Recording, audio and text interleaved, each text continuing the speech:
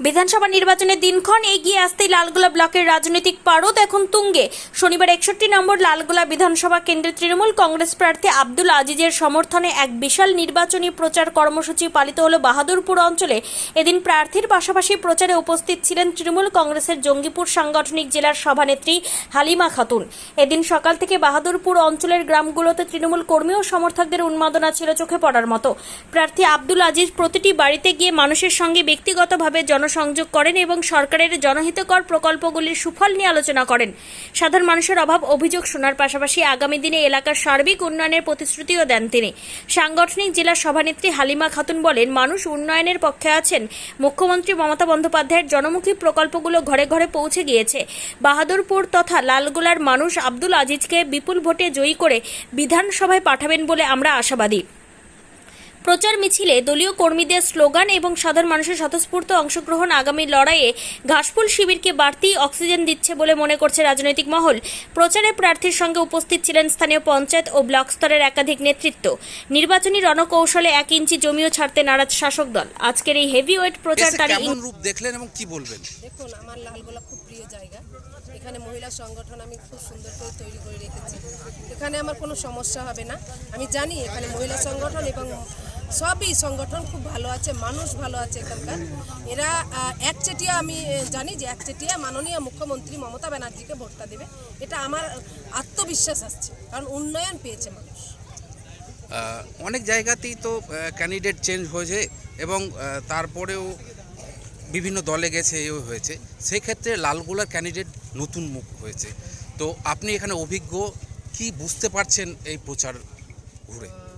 আমি বুঝতে পারছি যে ইনি হচ্ছেন ডাক্তার এবং মানুষের যে সুযোগ সুবিধা, মানুষের যে সমস্যার কথা, সেটা খুব ভালোভাবে জানবে, শুনবে এবং সমস্যাগুলো সমাধান করবে। এটা মানুষের খুব আত্মভরসা আছে যে আমরা সেই সমস্যাগুলো সমাধান ওনার কাছে গেলে পাবো। এক তো মমতা ব্যানার্জির উন্নয়ন আছে, কিন্তু কিছু কিছু জিনিস আছে ওনার কাছে, যে জিনিসটা মানুষের জন্য সুবিধা করতে পারে। তার জন্য মানুষ ওনাকে আরও বেশি ভোট দেবে। প্রত্যেক জায়গায় ডাক্তারের ব্যাপার নিয়ে বেশি আমরা হসপিটালে গিয়ে আমরা হ্যারাসমেন্ট, যেমন বিভিন্ন বড় বড় ডাক্তারে গিয়ে আমরা কিন্তু সেটা পারতে পারি না। আজকে আমরা এই ডক্টর আজিজ স্যারের যে যদি আমরা জিতাতে পারি, তাহলে আমরা বড় বড় ডাক্তারের যেতে, যেমন পিজি বলেন, কলকাতায় যে বড় বড় হসপিটালগুলো আছে, সেগুলোতে আমরা ভর্তি হতে বা ভর্তি করাতে আমাদের সুযোগ সুবিধাটা হবে। এটাই আমাদের বেশি পাওনা আজকে আমাদের ডক্টর আজিজকে ভোট জিতিয়ে।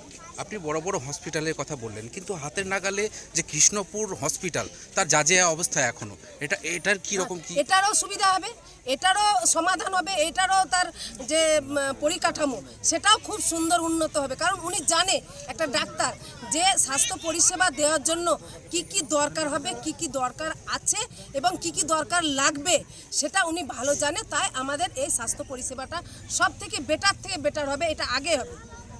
লাগছে রাজনীতি, কি বলবেন?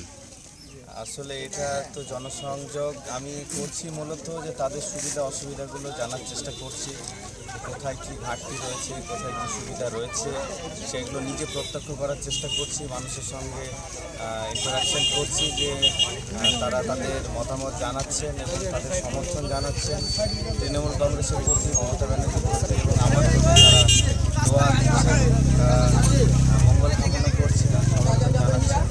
খুব ভালো লাগছে। সাধারণ মানুষকে কি বার্তা দেবেন? সাধারণ মানুষকে এটাই জানাতে চাই যে আমাদের প্রিয় নেত্রী মমতা ব্যানার্জি যেভাবে রাজ্যটাকে আগলে রেখেছেন এবং উন্নয়নের কাজ করে চলেছেন এবং বিভিন্ন অপশক্তি থেকে রাজ্যবাসীকে বাঁচিয়ে নিয়ে চলেছেন এবং সবার জন্য লড়াই করছেন, ফলে আমাদের প্রত্যেকের উচিত এইরকম একজন জনদরদী জনমুখী নেতৃত্ব এবং মুখ্যমন্ত্রীকে পুনরায় নির্বাচিত করে সরকারে আনা, যার ফলে উন্নয়নের কাজ ধারা অব্যাহত থাকবে এবং তার পাশাপাশি আমাদের রাজ্যকে শ্রেষ্ঠ রাজ্যে পরিণত করতে সাহায্য করবে। নমিনেশন করতে গেছিলেন, তার আগে একরকম ময়দান ছিল, নমিনেশন করার পরে ঘুরছেন, নিজকে কতটা হালকা লাগছে না ভারী লাগছে, এই কেমন লাগছে? মোটামুটি একই রকম লাগছে। নমিনেশন একটা প্রসেস, আমরা সেটা কমপ্লিট করে ফেলেছি।